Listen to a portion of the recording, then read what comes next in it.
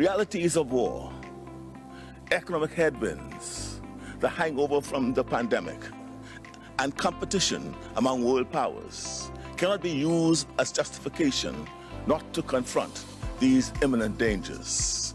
Let's get real. It's only going to get worse. As leaders from the world gather in Egypt for COP27, the host nation is pushing hard to secure meaningful climate pledges.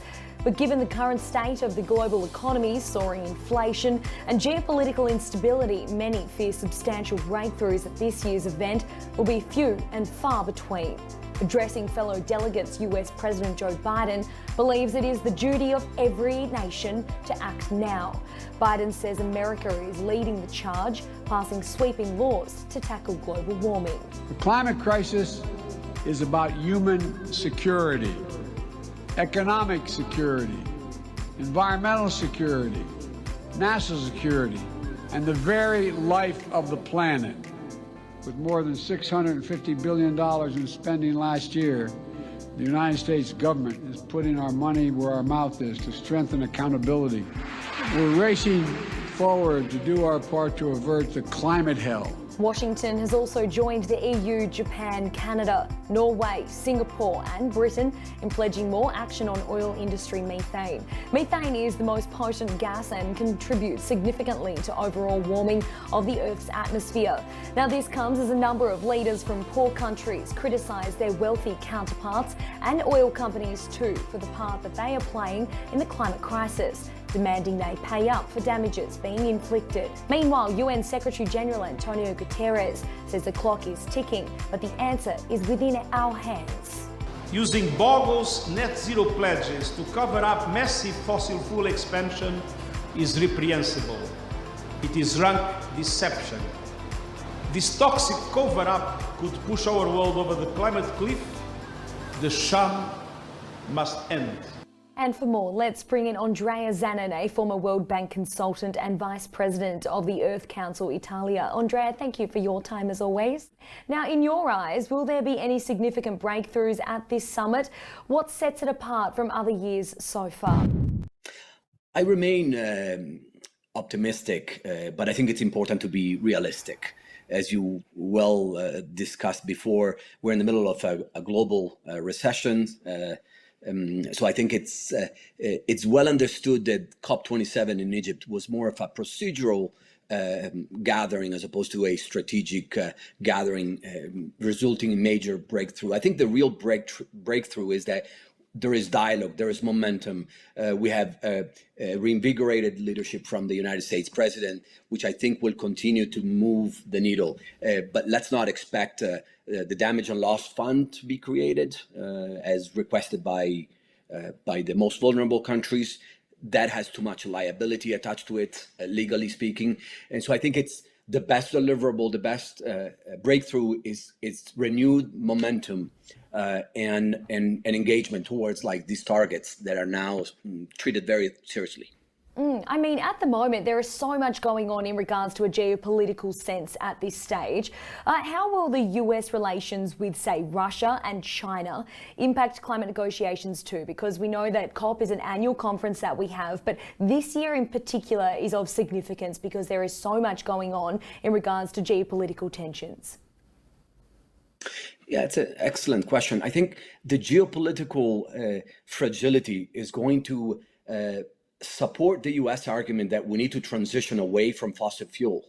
We've seen what fossil fuel-led leadership has caused on an over-reliance on relationship based on oil and gas.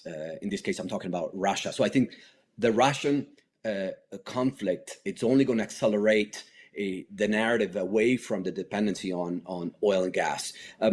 China, it's a little trickier, but I think it's extremely clear that the Chinese understand the massive opportunity there is in decarbonizations, the huge demand from the consumer in China to be more transparent, to have more of an ESG, if you wish, understanding of how the Chinese are going to produce, are going to distribute, and are going to go to market. So I think the private sector is going to help, in my view, accelerate the green growth and decarbonization going forward. And the US can only benefit given the fragile geopolitical system at the moment. The science is devastatingly clear. We have to make vital progress by the end of this decade. So let's reach out, take the future in our hands, and make the world we wish to see.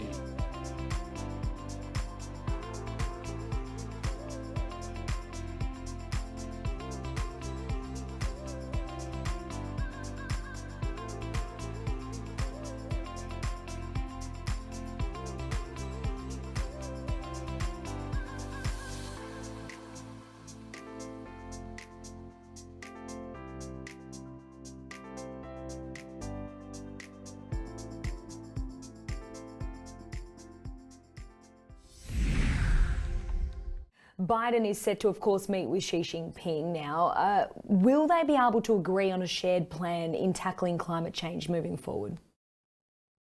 Yeah, hard to say, but I think the meeting is already a tremendous opportunity to even opportunistically go after the low-hanging fruit. Of course, President Biden will continue to talk about methane reductions because these are easy to do and cost-effective.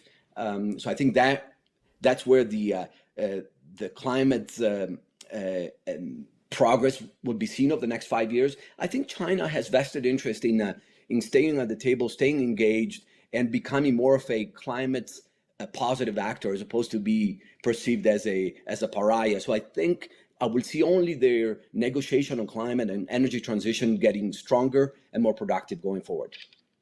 I mean, China is the biggest polluter right now by a significant margin, but the US has created the most historical pollution.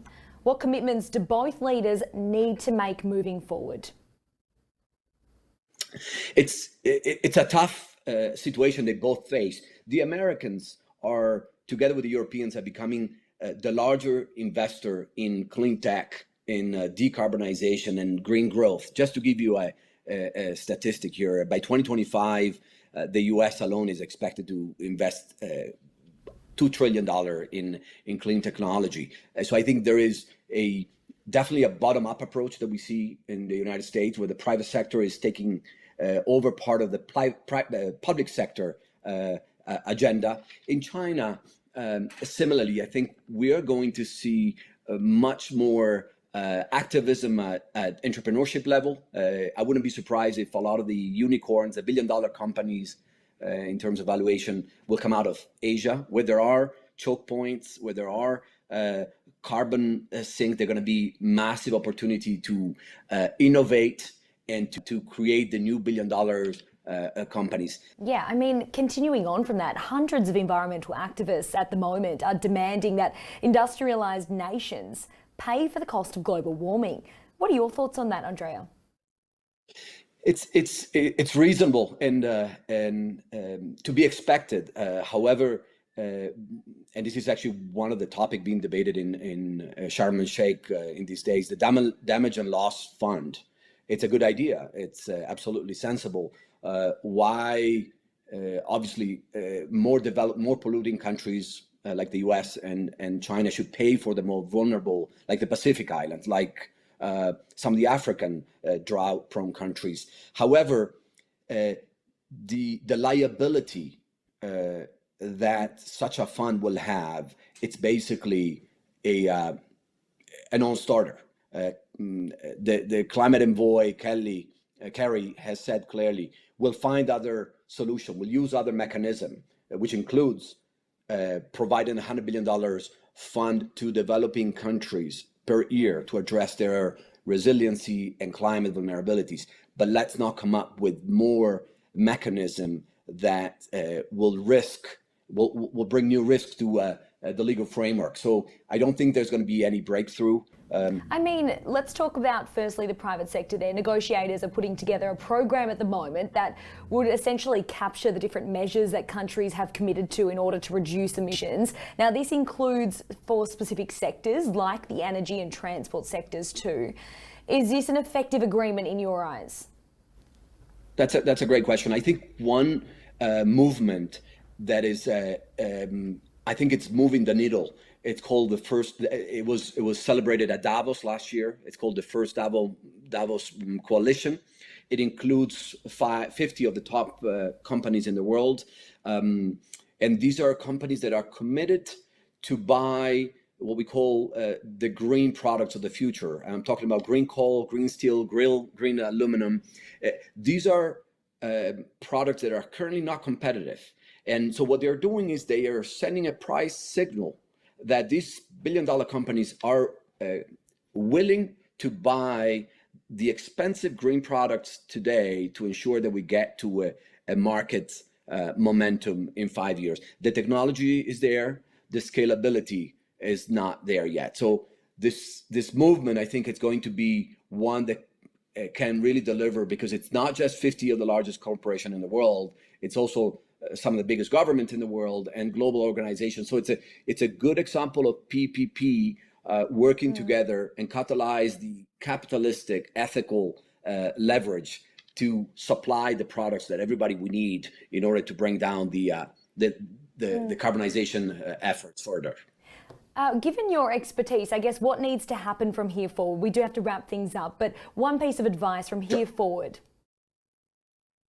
I would say both at the private sector level and public sector, invest in resilience. Resilience, it's sort of like a low regret type of investment in the sense that, first of all, it reduces the cost because you shift your attention to prevention and to proactive mitigation. You understand better the risk, you price the risk, you communicate the risk, and therefore you reduce the overall stress to society and to the private sector. So I would say both in the private sector and in the public sector, resilience is the way to go. We would bring down the average cost of today costs $20 to respond to a disaster. It will cost only $1 in comparison. So resilience is the win-win.